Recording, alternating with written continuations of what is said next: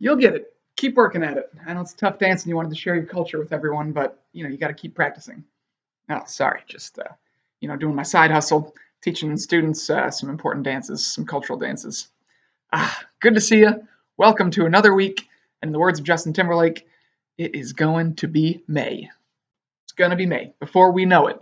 So I'm coming to you on this Monday, just wishing you all the best, giving you a little bit of a rundown on this week, and really for one of my first videos where I do this, I'm going to share some of the actual history of this week for you because to end the imperialism unit, it just gets a little weird.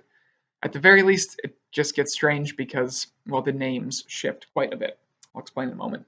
So, on this week, I have one assignment for you. So it took me long enough. I'm sure you guys were ready to go to guidance about me. Mr. Turner's assigning assignment after assignment. This week, I want you to get outside yourself, be a little more creative, and write a couple diary entries. But not for you, although I absolutely believe you should be journaling and diarying to the absolute max because you are currently living through a historical situation. No, this week I'm going to ask you to look at some other people who went through some major changes, and this is the Japanese. So it's sort of the missing piece of the puzzle in imperialism. You've got all of these European nations who are dealing with trying to get resources, etc., and they're taking over everybody so easily.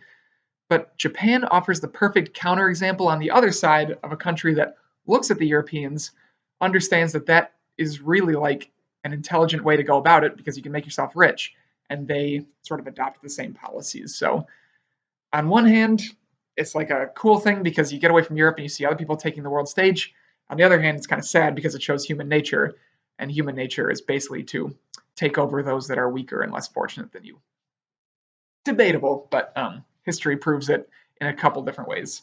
So, this week, I'm going to ask you to write 4 diary entries from the perspective of a Japanese person, soldier, emperor.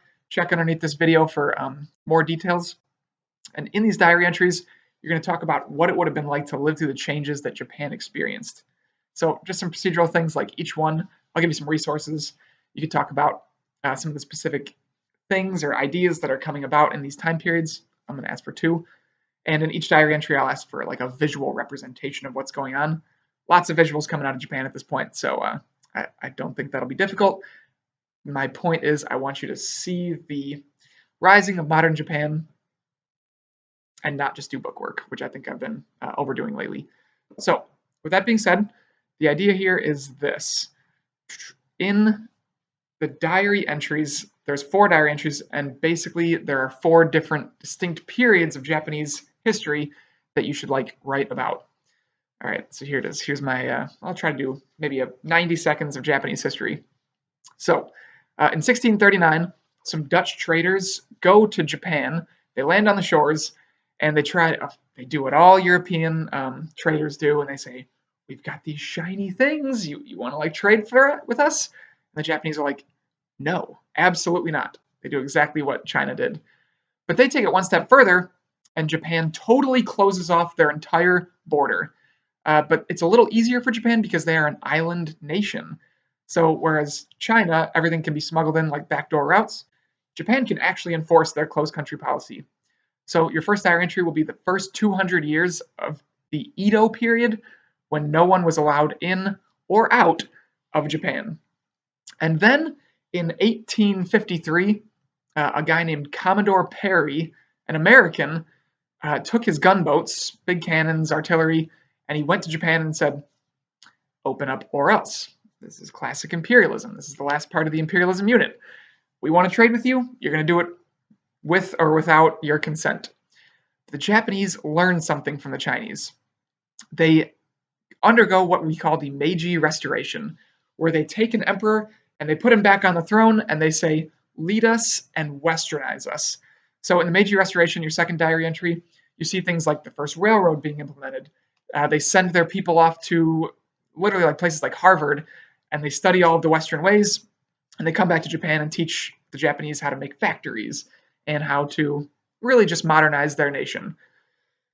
And then the last two diary entries show where the natural conclusion of industrialization leads.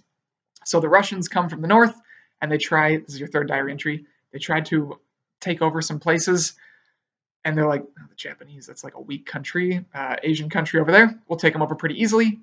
But on the world stage, the Japanese just absolutely destroy the Russian Navy. It's a beautiful moment. I love the Russians, but they just were not ready for how prepared the Japanese were to go on the world stage. And in the end, I'm going to ask you for a little bit of psychology because the final step of modernization and industrialization is the Japanese go and they themselves go to the mainland of Southeast Asia and imperialize Korea. Ugh, it's frustrating because you would think, as a country that was imperialized themselves, they would be nicer or more respectful of other people's sovereignty, but they are not. And they take over Korea. And if you ask a Korean person today how they feel about the Japanese, it's usually not good. They absolutely took advantage of the Korean situation. So, and honestly, when it's all said and done, I'm at 6 minutes, 30 seconds, so I don't want to take up more of your time. When it's all said and done, what I'm really trying to set up, if you've been working on a puzzle this quarantine period, Japan is like this strange puzzle piece next year. Because next year in US history, you'll learn about World War II. And from the United States perspective, suddenly, randomly on December 7th, 1941, the Japanese attack our bases in Hawaii at Pearl Harbor. But from the US perspective, we're like, why would they do that? Like, why did they come over? Why were they trying to take over our places? But the Japanese were doing exactly what the Europeans had been doing the century prior. So if you understand the world history perspective, it doesn't make sense, but it's logical that the Japanese would attack Pearl Harbor, which leads us into World War II, which leads to us becoming a global superpower. Boom. The puzzle is becoming complete. So take some time, join the Zoom meetings. On Friday, I'll look into posting a study guide, but next week, when I open up the assessment, it's going to be open note, open book. So the study guide will just be sort of a vision of what you should have prepared. So to recap, I hope you are well. Write 4 diary entries using the resources provided about how Japan experienced this period. Rewatch this video if you need like an overview, because I just went through the 4 major periods of Japanese history. And I've had a lot of luck with good one-on-one Zoom meetings, checking in with people, talking through the content, talking through how we're feeling. So at any point, come to me and I will be there for you. Just like I'm here for you now, or am I? See ya!